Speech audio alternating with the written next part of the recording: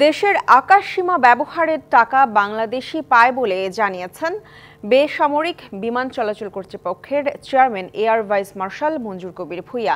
ঢাকার শাহজালাল ও চট্টগ্রামের শাহ আমানত আন্তর্জাতিক বিমানবন্দরের দুইটি রাডারই সচল, তাই আকাশপথের সব তথ্য ও টাকা বাংলাদেশ পায় বলে জানান তিনি। আকাশপথের টাকা ভারত নিয়ে যাচ্ছে বলে সামাজিক যোগাযোগ মাধ্যমে ছড়িয়ে পড়া তথ্য সঠিক নয় বলেও জানান চেয়ারম্যান।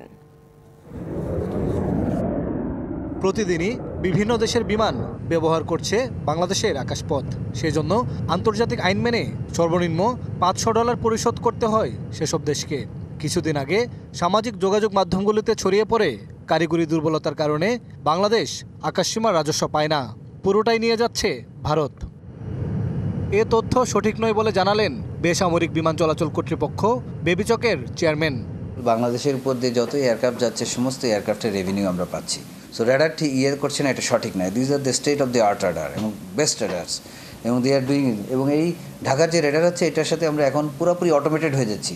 গ্রাউন্ডে যে এয়ারক্রাফট আমার চলবে সেটাও কিন্তু আপনার এই রাডারের মাধ্যমে চলবে, ফুললি অটোমেটেড। ইলাস্টোমেরিক ইমালশন থাকায় দেয়াল থাকে ড্যাম প্রুফ, ফাঙ্গাল মুক্ত। Rainbow Paints, the colour of joy. বেবিচকের তথ্য বলছে 1980 সালে ঢাকায় এবং 2017 সালে চট্টগ্রামে রাডার বসানো হয়, যেগুলো খুবই শক্তিশালী। তবে সেগুলো কাজে লাগানো হচ্ছে কিনা সে তথ্য ছিল না এতদিন। বেবিচকের চেয়ারম্যান জানান, অত্যাধুনিক রাডার দুটির মাধ্যমে এখন সহজেই জানা যাচ্ছে কখন কোন বিমান দেশের আকাশসীমা অতিক্রম করছে। এডিএনসি বলে এটাকে, এয়ার ডিফেন্স নোটিফিকেশন সেন্টার। তাদের কাজ হচ্ছে বাংলাদেশের উপর দিয়ে যত এয়ারক্রাফট যাবে তাদেরকে এয়ার ডিফেন্স নাম্বার দেওয়া, না হলে কোনো বাংলাদেশে কোনো এয়ারক্রাফট ঢুকতে পারবে না, কারণ আমাদের whole air space is covered by radars with air force.